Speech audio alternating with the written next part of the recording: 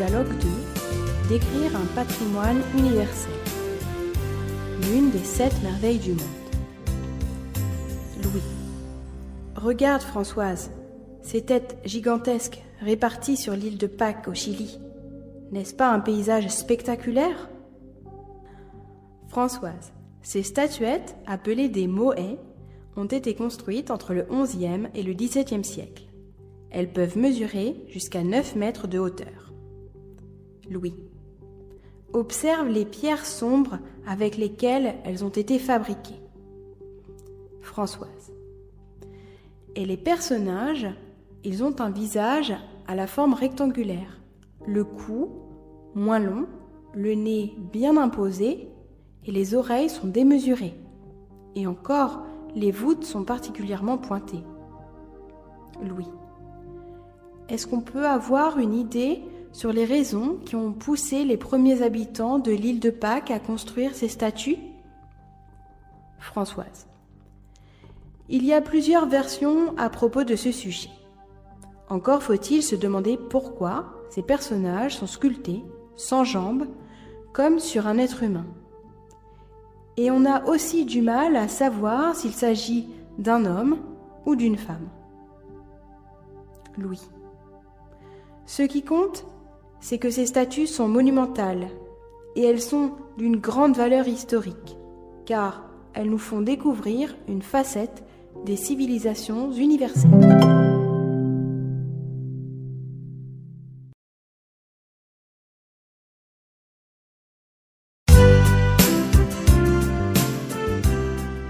Dialogue 2. Décrire un patrimoine universel.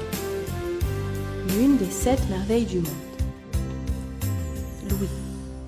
Regarde, Françoise, ces têtes gigantesques réparties sur l'île de Pâques au Chili. N'est-ce pas un paysage spectaculaire ? Françoise. Ces statuettes, appelées des moais, ont été construites entre le XIe et le XVIIe siècle. Elles peuvent mesurer jusqu'à 9 mètres de hauteur. Louis. Observe les pierres sombres avec lesquelles elles ont été fabriquées. Françoise. Et les personnages, ils ont un visage à la forme rectangulaire, le cou moins long, le nez bien imposé et les oreilles sont démesurées. Et encore, les voûtes sont particulièrement pointées. Louis. Est-ce qu'on peut avoir une idée sur les raisons qui ont poussé les premiers habitants de l'île de Pâques à construire ces statues ? Françoise. Il y a plusieurs versions à propos de ce sujet. Encore faut-il se demander pourquoi ces personnages sont sculptés, sans jambes, comme sur un être humain. Et on a aussi du mal à savoir s'il s'agit d'un homme ou d'une femme. Louis. Ce qui compte, c'est que ces statues sont monumentales et elles sont d'une grande valeur historique, car elles nous font découvrir une facette des civilisations universelles.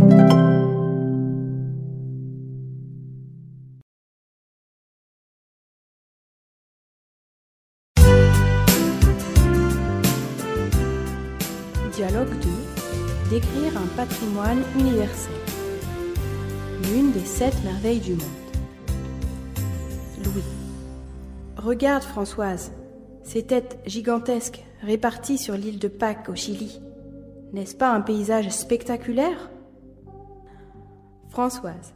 Ces statuettes, appelées des moais, ont été construites entre le XIe et le XVIIe siècle. Elles peuvent mesurer jusqu'à 9 mètres de hauteur. Louis. Observe les pierres sombres avec lesquelles elles ont été fabriquées.